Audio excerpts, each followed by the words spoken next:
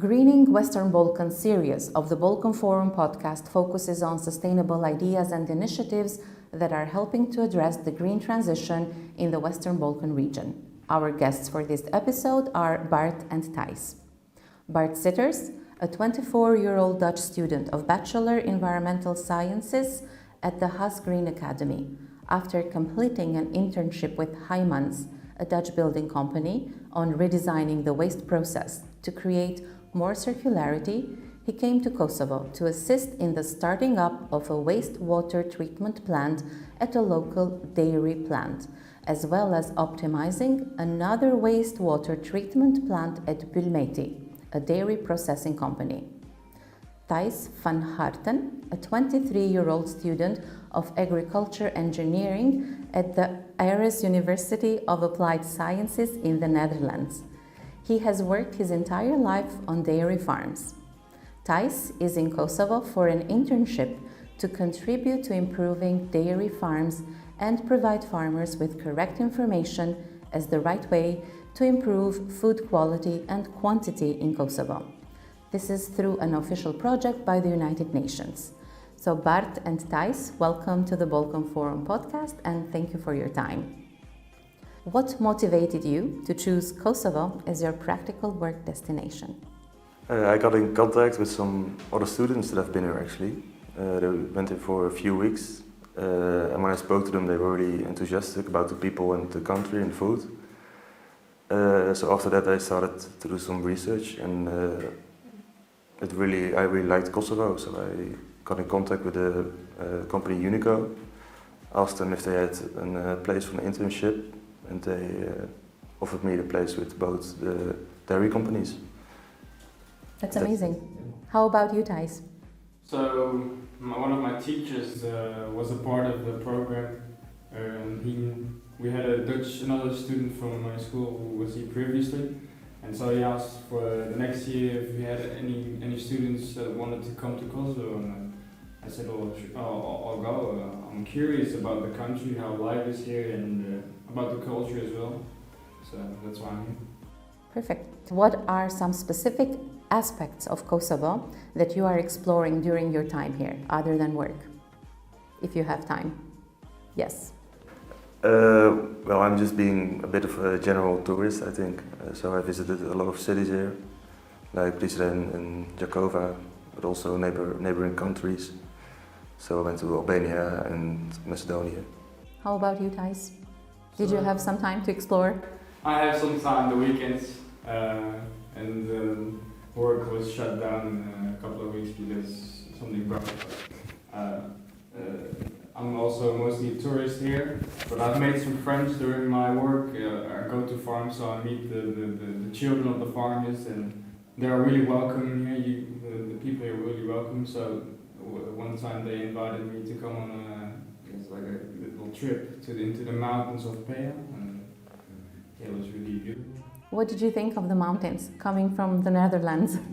Yeah, I told them. I mean, when I see mountains, it just always amazes me because we don't see them in our daily life in the Netherlands. So when you see them here, they're just so extraordinary and beautiful to watch. I mean, we went up in the night, so we couldn't see, but you could hear the little creaks, and we saw some animals on the headlights of the cars. It's an impressive area of Kosovo. Could you share, Thijs, some particular moment or encounter during your practical work in Kosovo that has had a profound impact on you, whether in terms of personal growth, of understanding a global issue through your experience in Kosovo, or something that impacted your professional development? And then the same question goes for you too, Bart. I think for me, the main reason I wanted to come here is to improve dairy farming in general. We have a lot of knowledge in the Netherlands, and there's still a lot of hunger out there in the world.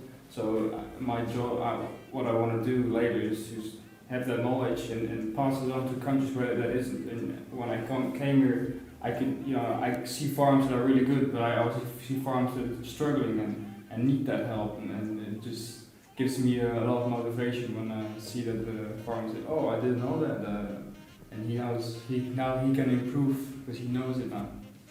And that's such useful knowledge to pass on, especially at the times that our world is facing. Correct. Yeah. And what about you, Bart?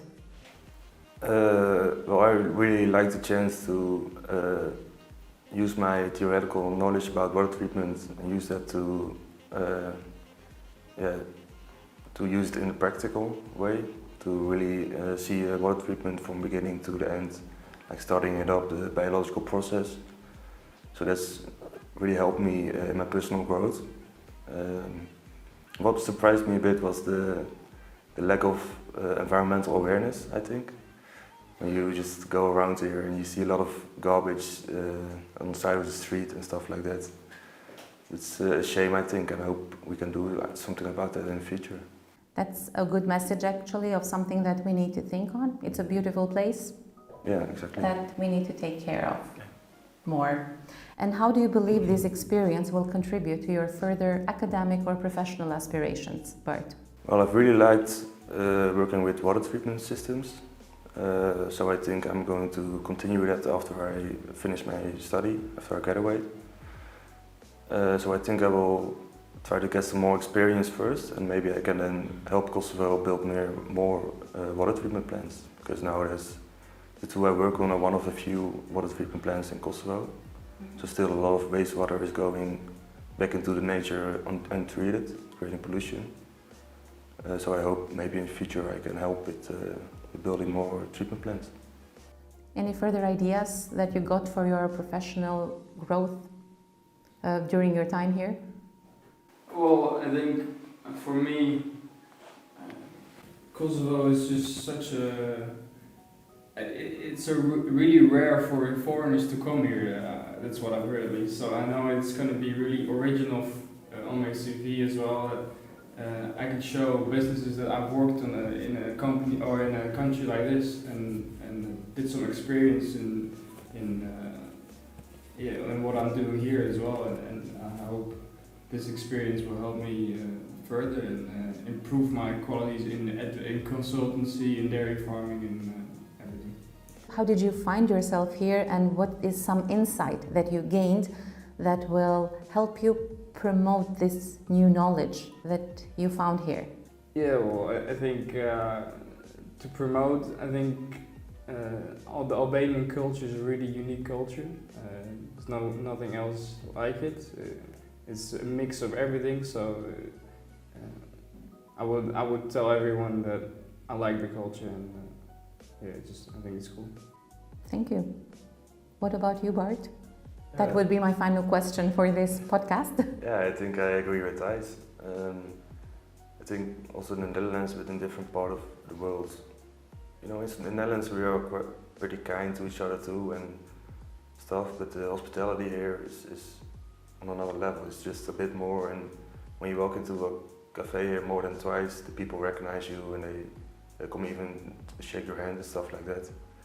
So I think that's quite a good thing to take home and try to spread in other parts of the world. Yeah. It's nice to hear from you say that. I'm very happy that both of you were guests of our podcast. We always hear about youth from the region going to Europe for studies or for their practical work internship, and it's nice to see that this is a two-way traffic, that we have more and more young people from Europe coming to Kosovo to gain some experience here and to share also their knowledge. So thank you for the work that you've done here, and thank you for being part of the podcast. Yeah, thank you very much. Yeah, thank you very much. Yeah.